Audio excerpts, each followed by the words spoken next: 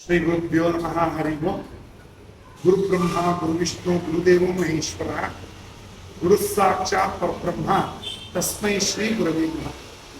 ಪ್ರಥಮಂ ಶೈಲಪುತ್ರಿ ಇತಿ ದ್ವಿತೀಯಂ ಬ್ರಹ್ಮಚಾರಿಣಿ ತೃತೀಯಂ ಚಂದ್ರಘಂಟೇತಿ ಕೂಷ್ಮಾಂಡೇತಿ ಚತುರ್ಥಕಂ ಪಂಚಮಂ ಸ್ಕಂದಮಾತೇತಿ ಷಷ್ಠಂ ಕಾತ್ಯಾಯನೀತಿ ಚ ಸಪ್ತಮಂ ಕಾಲರಾತ್ರೀತಿ ಮಹಾಗೌರೀತಿ ಅಷ್ಟಮಂ ನವಮಂ ಸಿದ್ಧಿದಾತ್ರಿ ಚ ನವದುರ್ಗಾ ಪ್ರಕೀರ್ತಿತಃ. ನವರಾತ್ರಿಯ ಪ್ರಾರಂಭದ ದಿನ ತಾಯಿ ಅವತಾರ ಶೈಲಪುತ್ರಿ.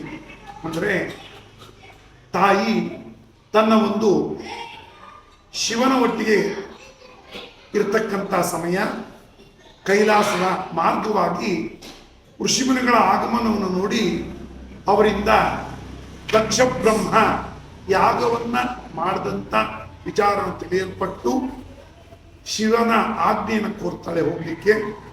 ಆದರೆ ಕರೆಯದ ಸ್ಥಳಕ್ಕೆ ಬೇಡ ಅಂದಾಗ ತವರು ಮನೆ ಆಸೆಯಿಂದಾಗಿ ತಾಯಿ ಮಾತೆ ಅಲ್ಲಿಗೆ ಯಾಗಕ್ಕೆ ಹೋದಂತಹ ಸಂದರ್ಭದಲ್ಲಿ ಶಿವನಿಗೆ ಆದಂತಹ ಅವಮಾನವನ್ನು ತಾಳಲಾರದೆ ಸಹಿಸಲಾರದೆ ಯಾಗದಲ್ಲಿ ದಹಿಸಿದಂತಹ ಮಾತೆ ಮತ್ತೆ ಪರ್ವತ ರಾಜನ ಕುಮಾರಿಯಾಗಿ ಹೋಗ್ತಾಳೆ. ಪೂರ್ವ ಸಂಸ್ಕಾರದಂತೆ ಶಿವನೇ ಪತಿಯಾಗಬೇಕೆಂದು ತನ್ನ ಅವತಾರದಲ್ಲಿ ತೋರಿಸ್ತಕ್ಕಂಥದ್ದೇ ಶೈಲಪುತ್ರಿ. ಶೈಲ ಅಂದ್ರೆ ಪರ್ವತ, ಪರ್ವತ ರಾಜನ ಕುಮಾರಿ. ಪಾರ್ವತಿ ದೇವಿಯ ಅವತಾರವೇ ಶೈಲಪುತ್ರಿಯ ಅವತಾರ.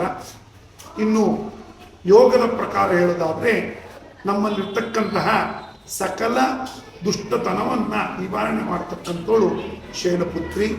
ಮತ್ತು ಚಕ್ರಗಳನ್ನ ಉತ್ತೇಜನ ಕೊಟ್ಟು ಎಲ್ಲ ರೀತಿಯ ಶಕ್ತಿಯನ್ನು ತುಂಬತಕ್ಕಂಥವಳು ಶೈಲಪುತ್ರಿ ಅಂತ ಹೇಳ್ಬೋದು. ಆ ತಾಯಿಯ ಅವತಾರ ಎಲ್ಲರಿಗೂ ಒಳ್ಳೇದು ಮಾಡಲಿ ಅಂತ ಕೇಳ್ಕೊಂಡು ಜೈ ವಾಸು.